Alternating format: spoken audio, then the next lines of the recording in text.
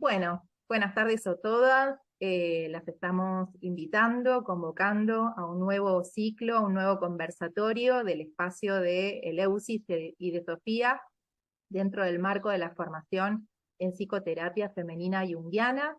En este caso vamos a retomar lo que es el arquetipo de Quirón y la mirada desde lo que es la psicoterapia junguiana. Y para eso, bueno, nos pusimos de acuerdo con la compañera, con Juliana. Mi nombre es Claudia Couselo, paso a presentarme. Soy una de las alumnas de la formación de Leusis, de Sofía y de psicoterapia femenina junguiana. Y bueno, mi formación desde la medicina, desde la educación, también soy astróloga.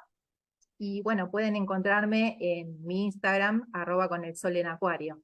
Así que bueno, le doy paso a la compañera para que pueda presentarse y después vamos a hacer una recorrida desde lo que es la mitología y desde lo que es la interpretación psicológica del arquetipo.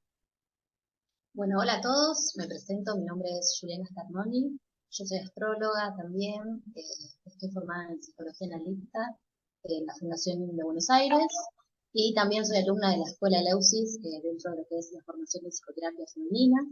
Así que bueno, un placer estar acá compartiendo este espacio con vos, Claudia, y también con todas las personas que se suman y se interesan por este tipo de conocimiento y terapia. Muchas gracias. Bueno, les paso a comentar un poquito. Nosotros elegimos este tema porque estamos en este momento palpitando las últimas horas de lo que es el mes de Todo Sagitario. el comentario. Sí, es una energía muy potente, muy sabia, muy conmovedora y que tiene como arquetipo principal la figura de un centauro, que es Quirón. Y bueno, la mitología nos remite a una situación en la cual un dios, es el dios Cronos, el dios del tiempo, Saturno, se siente apasionadamente atraído hacia una ninfa, Filira, pero no hay una reciprocidad en esa atracción. Filira intenta evadir los embates de Cronos y de esta manera se convierte en un caballo, en una yegua, para de esta manera despistar un poco a este dios. Pero bueno, él finalmente se convierte también en un caballo y bueno, sucede una situación, una relación sexual no consentida y fruto de este encuentro nace posteriormente un ser mitad caballo, mitad ser humano.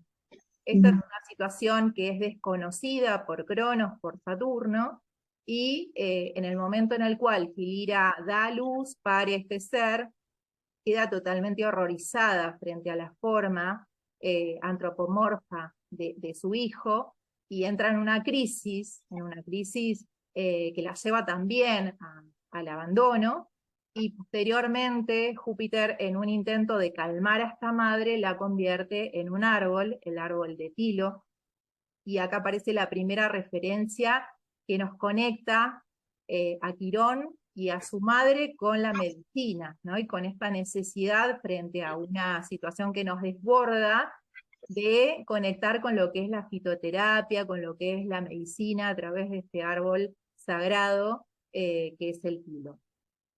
Bueno, Quirón sufre esta primera herida energética, psicológica de lo que es el rechazo y el abandono de sus progenitores, pero tiene la fortuna de conocer a Apolo, que es el dios Sol, que se compadece de esta situación y que asume un rol de tutor, de padre, de acompañante, y lo instruye en diferentes artes.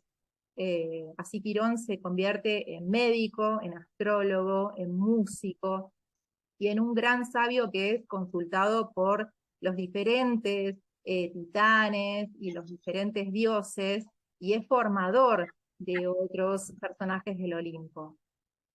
Pero bueno, estas circunstancias de Quirón lo llevan en un momento de su vida a presenciar una batalla entre los centauros y otros personajes mitológicos, y recibe por error una flecha envenenada que hiere su rodilla, esa flecha estaba envenenada con la sangre de la hidra, y esto nos conecta nuevamente con una herida en este momento ya tangible, ya biológica, ¿no? Una herida insoportable que Quirón no puede calmar de ninguna manera a pesar de ser un reconocido sanador.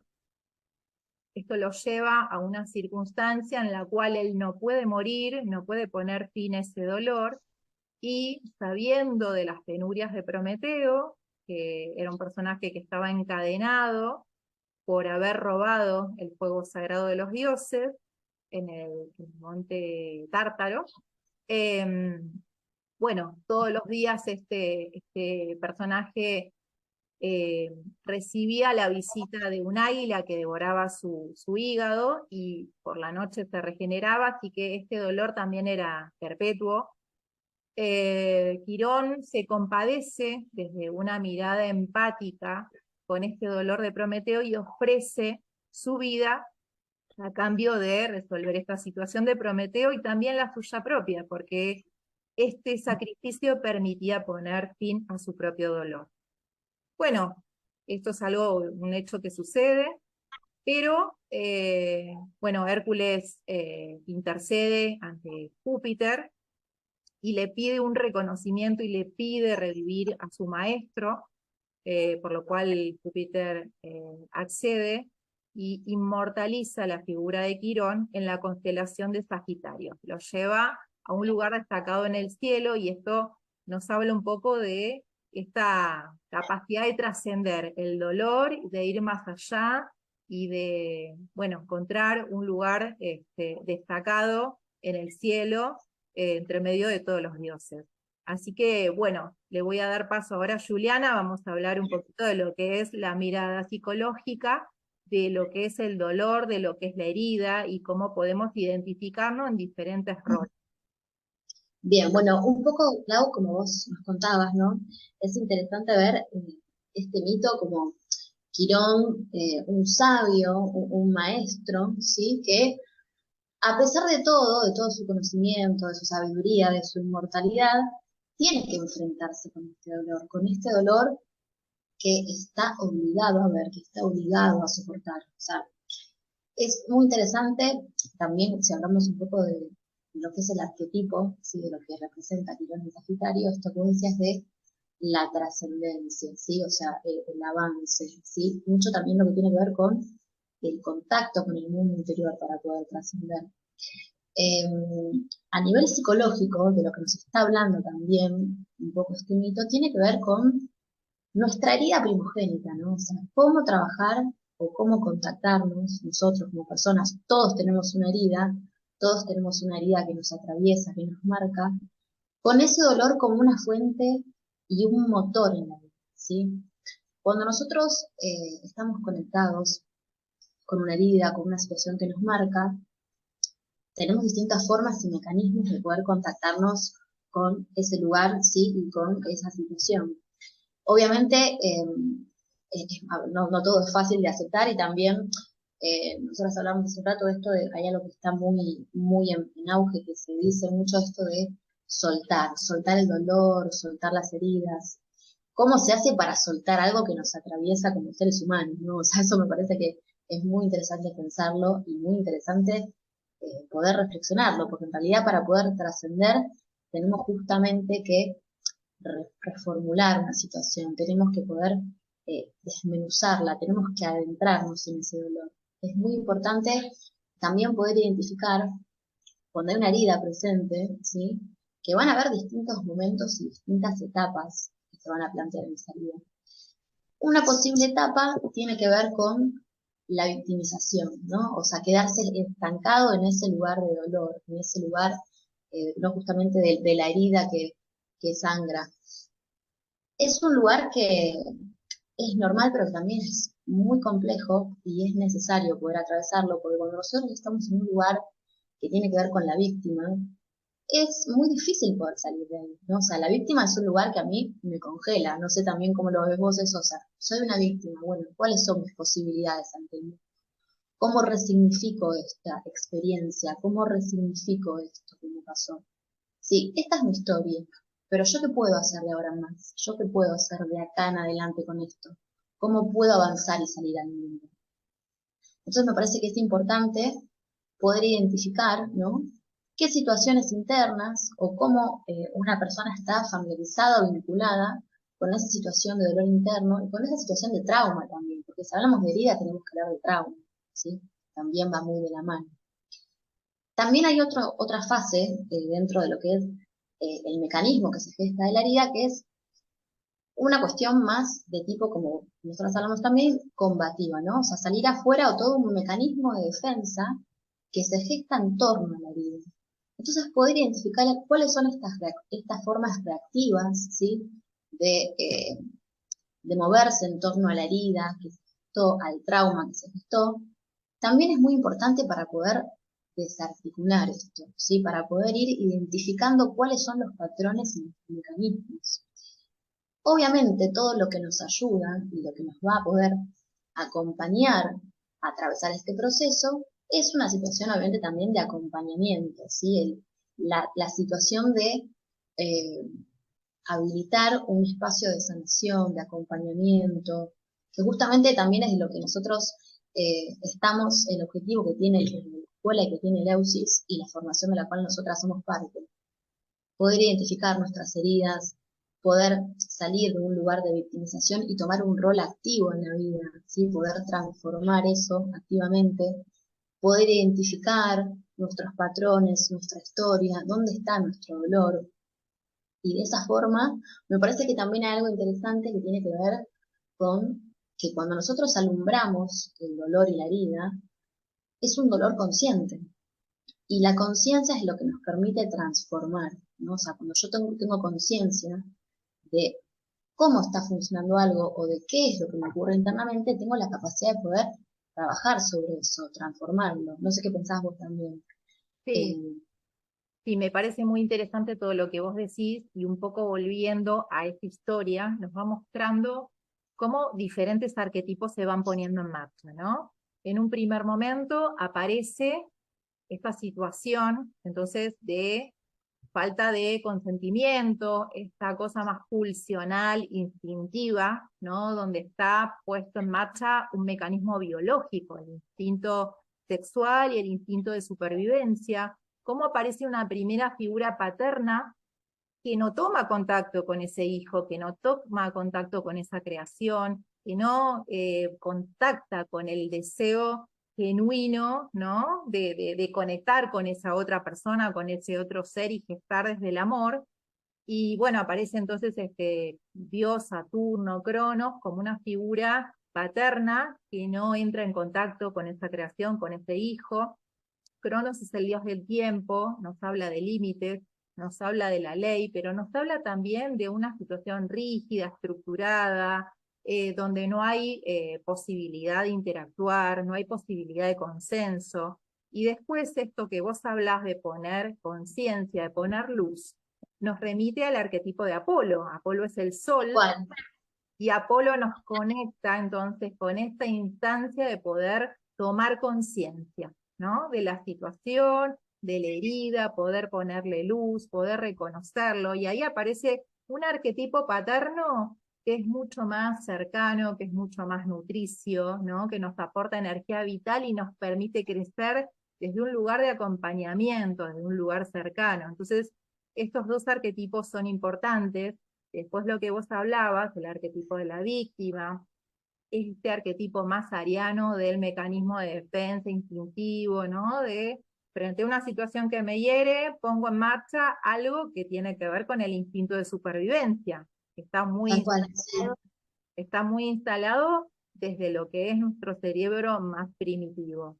Y por último, el arquetipo que nos conecta a Quirón es con el arquetipo del self, el arquetipo del sanador, con el arquetipo de la trascendencia, ¿no? Este poder ir Sí. más allá, conectar desde la empatía con el dolor del otro y desde una capacidad también de resiliencia, poder sobreponernos a ese dolor y hacer algo útil y algo que sea trascendente, que vaya más allá de ese dolor. Desde mi dolor conecto con el dolor del otro y puedo ponerme en su lugar y puedo acompañarlo.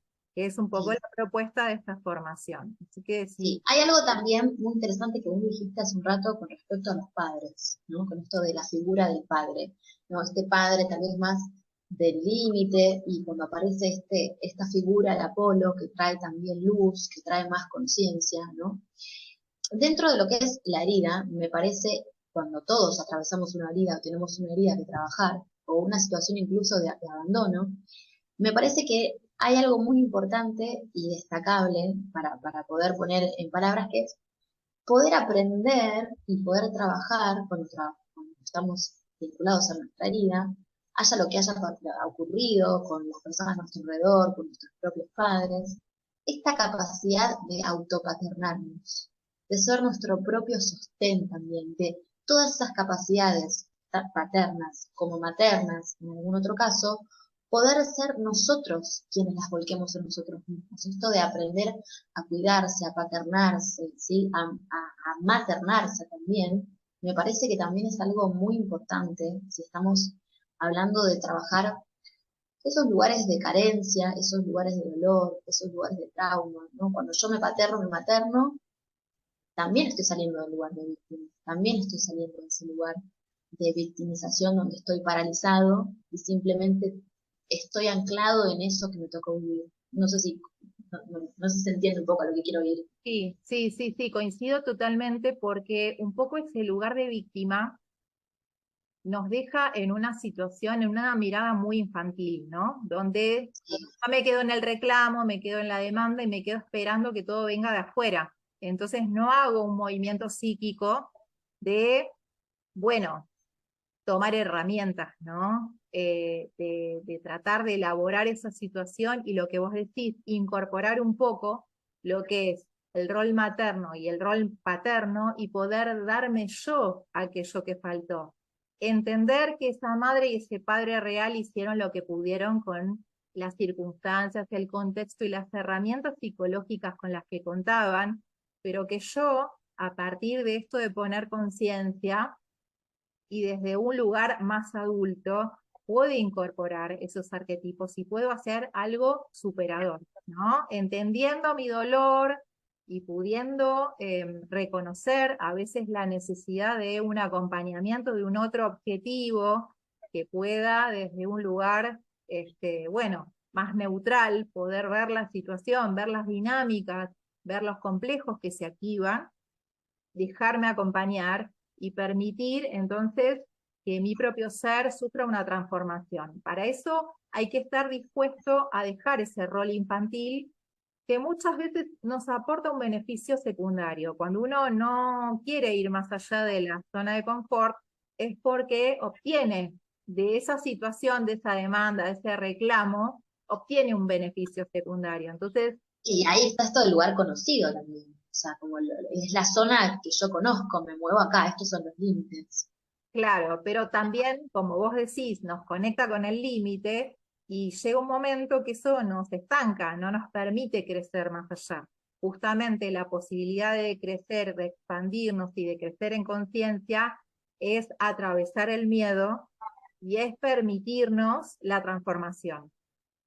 Tal cual, absolutamente. Y también en esto que vos nombrabas hace un ratito, con salir de las zonas conocidas, ¿sí? Con transformar, me parece que hay un proceso en esto también de trabajar la herida, de poner luz en el dolor, poner luz en esos mecanismos inconscientes, ¿sí? Que están, eh, que ya por así decir, uno se mueve de forma inconsciente en eso.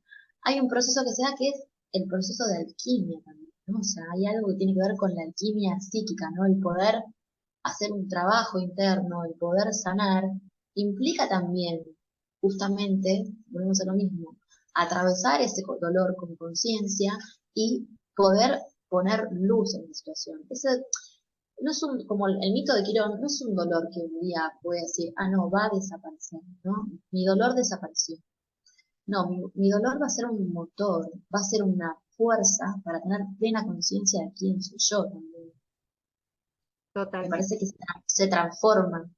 Totalmente. Esto que vos decís de la alquimia, los alquimistas que buscaban transformar los metales en oro, ¿no? Y es puramente simbólico, tiene que ver con esto de poder integrar a la conciencia y poder transformar. Es eso que a lo mejor es una circunstancia más sombría, ¿no? Eso que me ancla a una faceta que no es mi mejor versión, bueno, poder enfrentar o poder animarme a esto que tiene que ver con atravesar el bosque oscuro, atravesar la noche oscura del alma, que es el viaje heroico, el viaje Tal místico, cual. nos lleva, bueno, a encontrar nuestro lado más luminoso. En eso tiene que ver la alquimia y en eso tiene que ver esto de transformar el plomo en oro, ¿no? Nosotros encontrar nuestras herramientas, animarnos a esta travesía, ese viaje y convertirnos en nuestra mejor versión.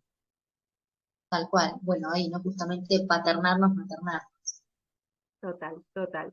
Bueno, Julie, creo que más o menos estamos en los conceptos que habíamos charlado para desarrollar. Este tema va a ser retomado por otras compañeras que lo van a abordar desde otra mirada, desde otra óptica.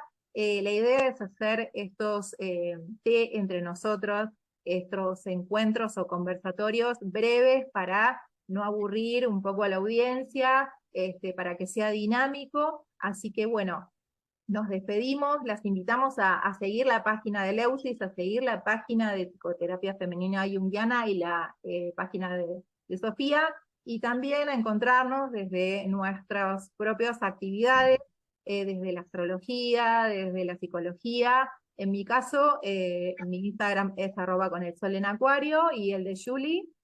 El mío es astro-psíquica. Muy bien. Bueno, gracias por acompañarnos y los invitamos Gracias entonces a vos. a seguirnos en las páginas y a seguir conectadas con los nuevos vivos que van a ir apareciendo. Muchas gracias. Un beso.